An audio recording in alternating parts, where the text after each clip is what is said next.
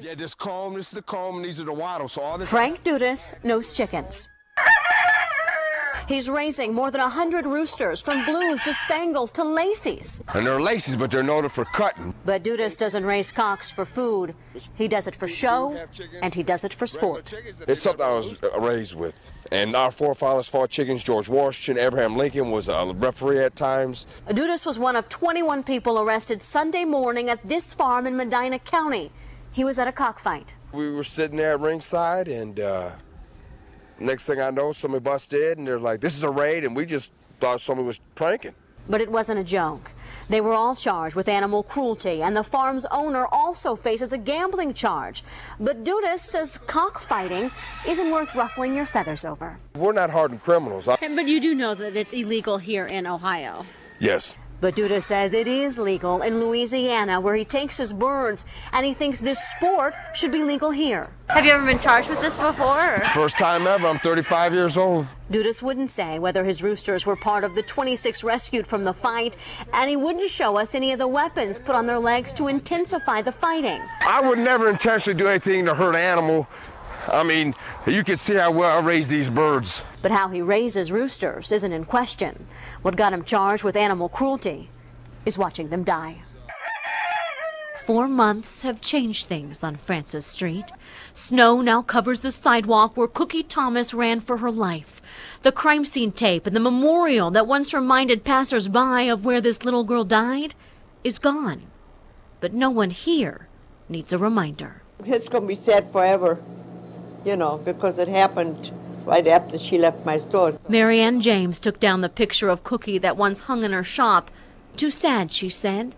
It's now in her home, and Cookie is in her heart. Every day you think about Cookie, you know, because she used to come in here every day. Now it's just a sister and her friends. You know. Ms. James says her customers have dwindled, and neighbors admit their once thriving street is quieter. Some people actually moved out, yeah, because they don't like all that crime.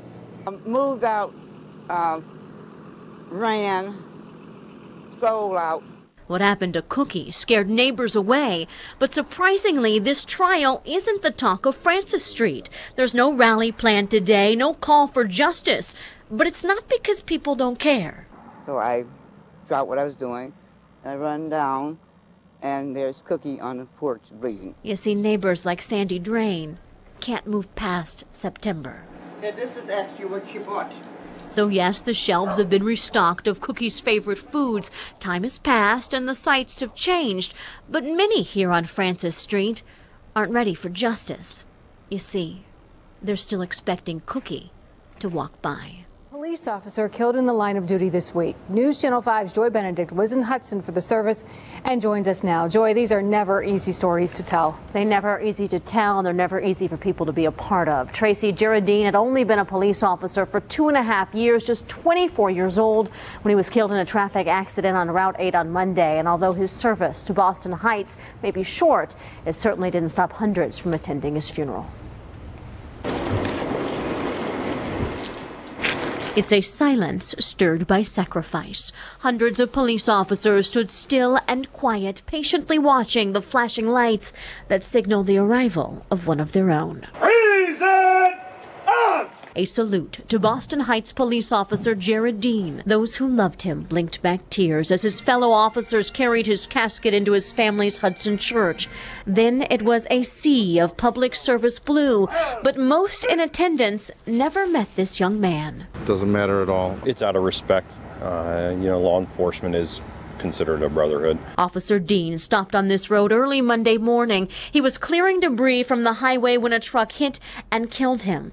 A scenario that hits home for everyone here. There are dangers in this job beyond that danger of possibly being shot and killed. But today wasn't about fearing the worst. It was for remembering the best. From everything I've heard, he was just a great young officer at the beginning of his career. So it was fitting Officer Dean got one more ride. Dozens of police cars followed his casket to Calvary Cemetery, and his brethren in blue gave a final salute on a snowy day. The shots rang out for service. A bugler played for sacrifice, and Old Glory, which once draped the casket, received 12 symbolic folds, including one for motherhood, a symbolic treasure to give comfort to this family, the same comfort these comrades hoped their presence provided for a son, a brother, a police officer lost too soon.